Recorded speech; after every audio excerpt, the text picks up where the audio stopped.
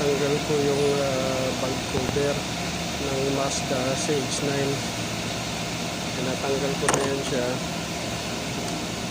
yung mga harness inaalis ko na para magkaroon ng access yung valve cover, para mapalitan na rin yung valve cover gasket.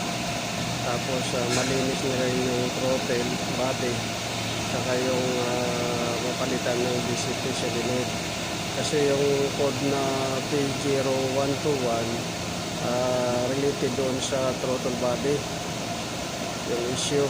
Madumi na kasi yung throttle body, kaya kailangan linisin yung P0121. Ang ano kasi niya, symptoms, nag-reduce power siya, nag-low power, tapos nag-wrap idle. Tapos doon naman sa P0018 at saka 19, ang ano doon, correlation.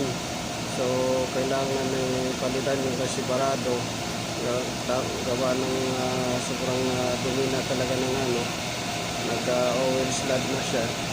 So related siya doon sa ano, kasi yung symptoms ng correlation intermittent naman, hindi naman maintain.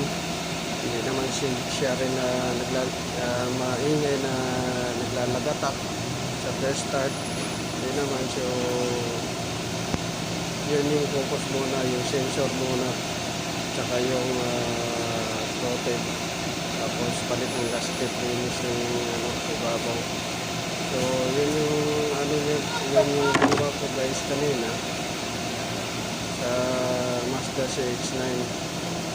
So hindi muna ako nag-focus sa ano, hindi muna ako nag-focus doon sa timing chain tsaka camshaft sprocket reluctor, kasi medyo mahal yun. So doon muna ako nag-focus sa BCT solenoid, kasi kadalasan dyan nakukuha na yung symptoms na yan, yung code na yan, na-resolve na yun. So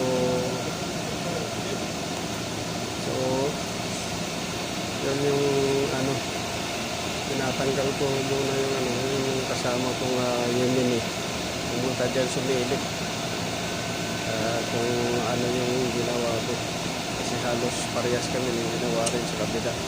Chevrolet Caprice naman yung sa kanya. So yun lang guys. So pagka pabalik-balik na minsan yung code, minsan kabisado na natin yung papalitan. So lagi lang tatandaan guys, pagka may code ka na ano, kukopyahin mo nga yan sa ulo, kung sa isip, kung ano yung possible related na mas malapit doon na pyesa. Tapos mag-focus ka muna sa hindi masyadong mahal na pyesa. Doon ka muna sa medyo murang pyesa, kasi mahirap na mag-decide na pabili mo yung customer na hindi naman tatama doon ng ano. So 80% to 90% tumatama talaga yung ano na yan, ang code na yan doon sa figure 19. Maliban lang doon sa symptoms na sobrang nanginginig talaga siya, na naglalagatakan yung makina. So correlation na talaga siya doon, timing na talaga ang problema doon, hindi na yung engine ay yung BCT solenoid. Yung ano kasi niya, nanginginig lang siya konting-konti, kaya solenoid lang muna yung inaano ko. Tapos sa throttle body, linis, kasi madumi na siya. So yun lang guys yung ano, lagi natin tatandaan pagka magdadiagnose tayo, na minsan kasi papasok sa isip natin yun, marirecall natin kung ano yung mga ginagawa natin. So kailangan lagi mong tatandaan, hindi yung kabit ng kabit ka lang yung pyesa.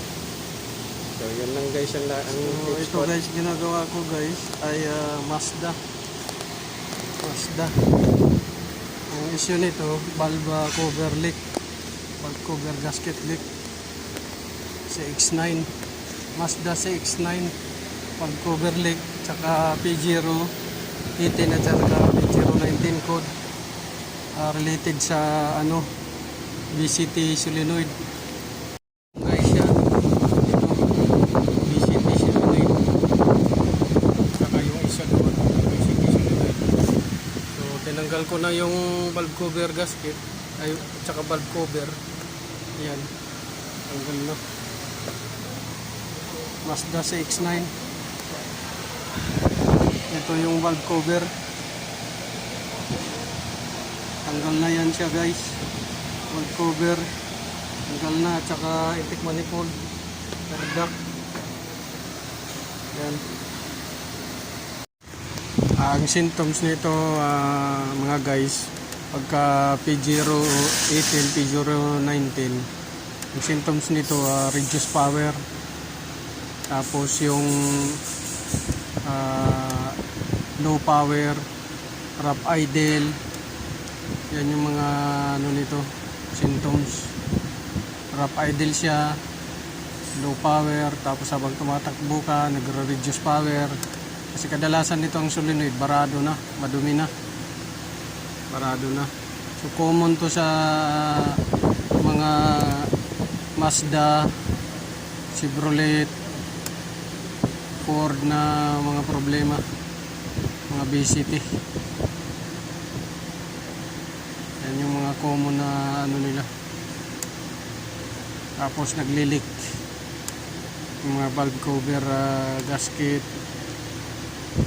Yan guys, yan yung gawa ko ngayon guys, yung trabaho ko ngayon. Medyo masikip yan guys, medyo masikip siya, pero hahanapan mo talaga ng diskarte para ano, nag-oil sludge na siya, oh. Yan, oh. Oil sludge na. So grabe na yung ano nito, grabe na yung metal to metal contact nito. Kaya nag-sludge na siya. So yun lang guys. Paki-like, subscribe, at saka click the notification bell button, at saka paki-share na lang guys. So ayan na po. Tapos na. Mandar na yan. Tapos na. Tapos na yan na ginawa, umandar na siya. So ang problema yan ng ano, Ford na P0121 is yung throttle na madumi. Tapos yung P018 at saka P019, yun yung BCT solenoid. Mga guys, umandar na po yan siya. Ganyan. Tapos ko na kinabit, mandar na po siya. Mazda CX-9. Ngayon, aircon naman yung ginawa. Ayan. So, okay na guys. Confirm na yung sakit. So, yan guys, yung maduming throttle. Ngayon, yan na yung malinis na throttle. Nilinis ko. Tapos yan yung BCT solenoid na pinalitan.